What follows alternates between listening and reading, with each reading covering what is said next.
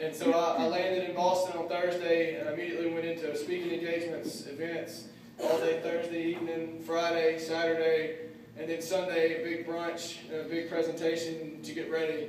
And on Monday morning, with two friends of mine that were first-time marathoners and running their first marathon at Boston, we towed the start line on Monday morning, anxious to experience the emotional highs and the physical lows of running a marathon. And so we started out that day, as you can imagine, with the hopes and the dreams of what it was going to be like for me to be next to them when they crossed that finish line and got their Boston Marathon medal put on their neck, and had the same feelings that I've experienced 2 times before running Boston, and I was looking forward to experiencing for my 3rd time. We made it as far as mile 24 and a half before the first explosion went off at the finish line. And I remember when it happened, we heard it. To me, it didn't really seem, I was still a mile and a half away, so it was just like a sound to me. It wasn't like nothing in my mind registered as this was a terror attack on our country or what we were doing there. It just sounded like a noise. But I remember hearing 2 distinct sounds close together and trying to figure out what was going on.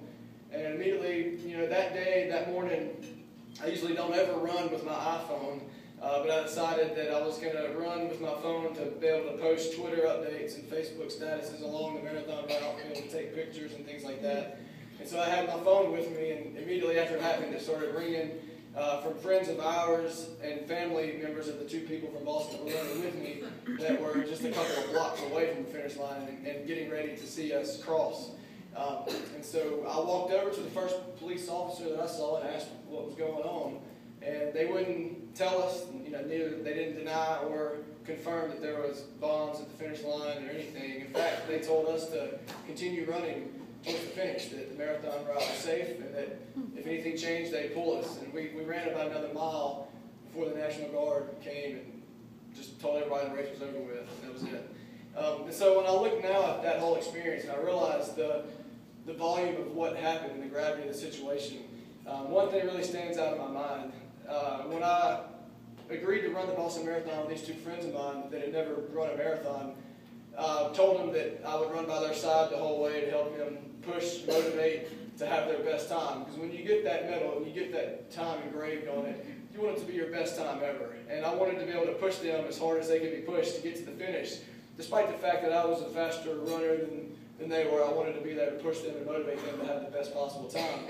And when I ran my last run here in Vicksburg before I left, my last long training run in the military park, I did 20 miles for my longest run, and it took me 3 hours and 7 minutes.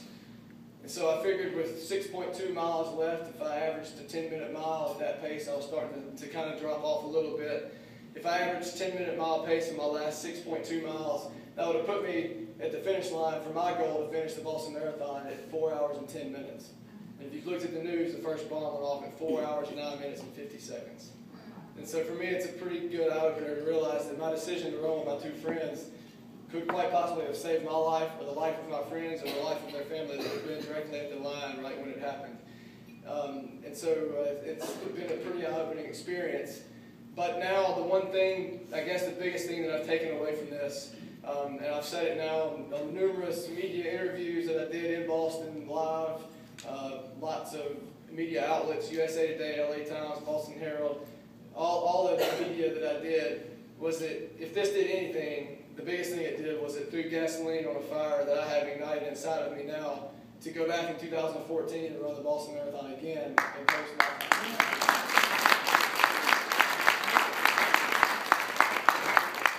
So that's going to be my way of showing that, we as Mississippians and we as Americans, we may get knocked down, but we don't stay down. We get back up, and we get back to our feet, and we dust ourselves off, and we continue to fight. And I'm going to live that mantra and live and do just what Bob Harper told us.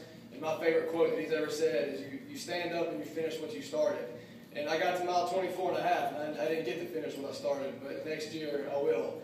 And I'm really looking forward to that. I know it's going to be an emotional marathon next year, and no doubt it'll be bigger and better than it's ever been. We won't allow that to keep us down.